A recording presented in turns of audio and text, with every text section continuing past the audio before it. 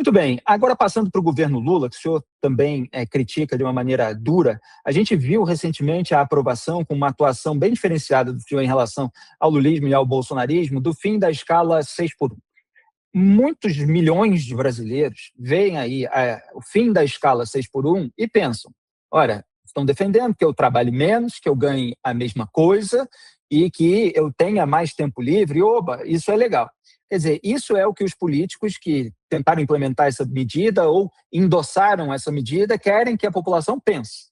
Mas a gente sabe que tem outros possíveis efeitos que não esse. Então, como é que o senhor viu essa tramitação da proposta e a posição do governo Lula de querer emplacar isso em ano eleitoral e a posição do bolsonarismo de criticar a iniciativa do governo Lula, mas, em sua maioria, pelo menos entre a maioria do PL, acabar votando, sim, votando pelo fim da escala 6x1? Acho que primeiro não é nem que a medida pode ter outros efeitos. Eu acho que ela não terá, primeiro, o efeito pretendido, né? As pessoas não vão parar de trabalhar na escala 6x1 por causa dessa PEC. Infelizmente, é muito fácil você vender uma solução fácil e milagrosa para as pessoas, e as pessoas acreditam, infelizmente, nisso, principalmente na América Latina, que tem um histórico de populismo muito forte. E eu assumi o desgaste de votar da maneira como eu acredito, e eu me posicionei desde o primeiro momento, né, de dizer que isso era falacioso, de que isso não vai acontecer, de que é muito mais complexa a solução do problema, e eu venho propondo soluções para o problema da produtividade, do baixo rendimento do trabalhador, dos baixos salários, dos empregos com más condições de trabalho, enfim, soluções para isso venho apresentando há 7 anos, só que são soluções difíceis de explicar, são soluções impopulares, são soluções que mexem com interesses de corporações e que a maior parte dos meus colegas deputados não querem enfrentar, né? Agora, é muito fácil você angariar votos, ou pelo menos evitar perder votos, indo na onda de uma proposta populista, né? Então, os bolsonaristas tiveram espinha de geleia, né? De, primeiro, ter um posicionamento crítico, né? E de até apontar o populismo, como eu apontei.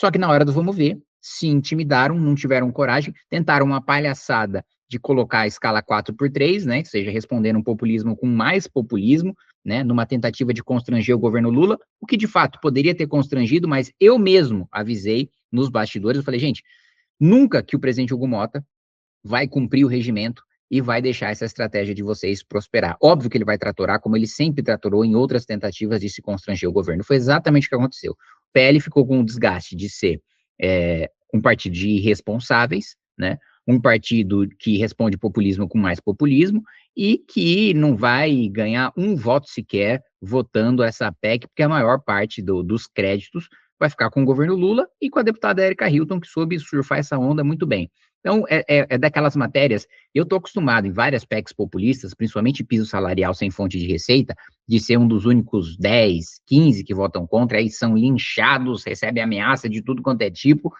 aí depois que passa, entra em vigor, as pessoas veem que eu tinha razão. Então, assim, eu não tem 2 pontos aqui para você, Felipe, em relação ao meu voto. Primeiro que, mesmo que as pessoas com o tempo não vissem que eu tinha razão, eu votaria da mesma maneira, porque a minha convicção, eu estou na política para exercer minha convicção, a partir do momento que a minha convicção não tiver mais espaço eleitoral, ninguém mais querer me eleger para eu exercer minha convicção, aí está na hora de me aposentar.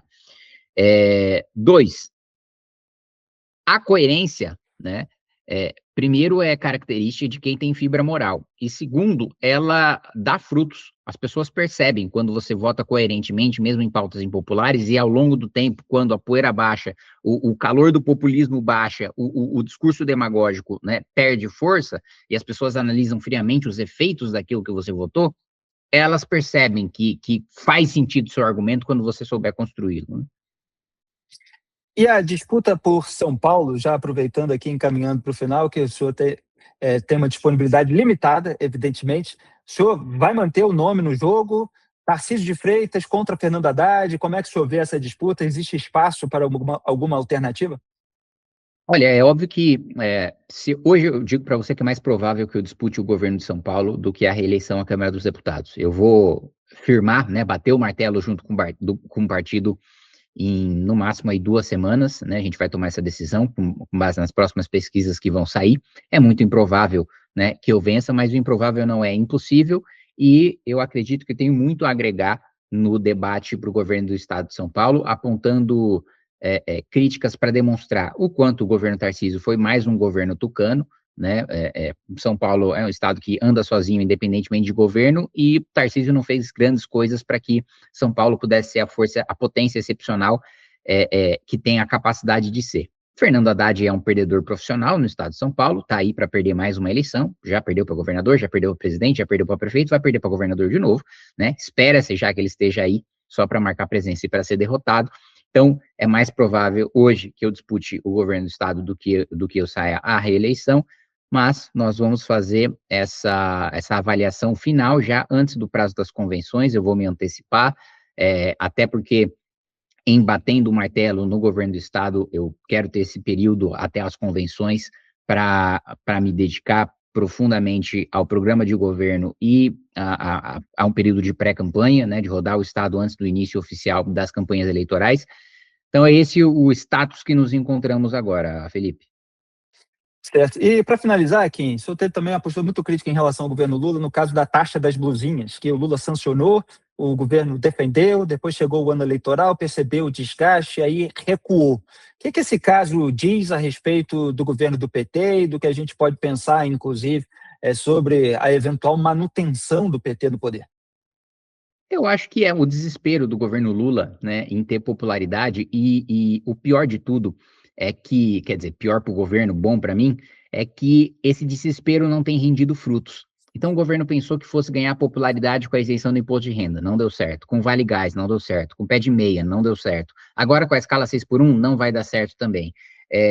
Com o fim da taxa das blusinhas, não colou. As pessoas, óbvio, todo mundo gosta, acha que é uma boa medida acabar, mas a maior parte das pessoas não é tonta de não se lembrar que foi o próprio governo Lula, que o próprio Lula defendeu, Haddad defendeu, Alckmin defendeu, Lula sancionou, PT votou unanimemente a favor na Câmara, unanimemente a favor no Senado, então não engana ninguém esse discurso deles e acho que é um desespero. A medida da CNH também, outra cópia de uma iniciativa minha que o PT em 2020 votou contra e não deixou aprovar, a gente poderia ter essa medida em vigor desde 2020, aí mais uma vez no desespero de ter popularidade, eles que sempre foram contrários, também, e atenderam ao lobby das autoescolas, também abriram mão desse lobby nesse momento. Então, eu acho que é uma sequência de medidas, algumas populistas, ou outras positivas, mais populares, como é o caso do fim da taxa das blusinhas, que o governo toma para tentar retomar sua popularidade, porque mesmo com Flávio sendo um adversário tão fraco, o governo Lula vai tão mal que ainda toma medidas desesperadas, inclusive hoje li notícia de liberação de 27 bilhões de reais em subsídio ao crédito para tentar, né, inflar artificialmente a economia nesse ano de eleição, como tradicionalmente presidentes em último ano de mandato fazem, que é o que chama-se, ironicamente, dentro do Congresso, de pacote de bondades, né, quando na verdade é só um rombo para se pagar no ano seguinte.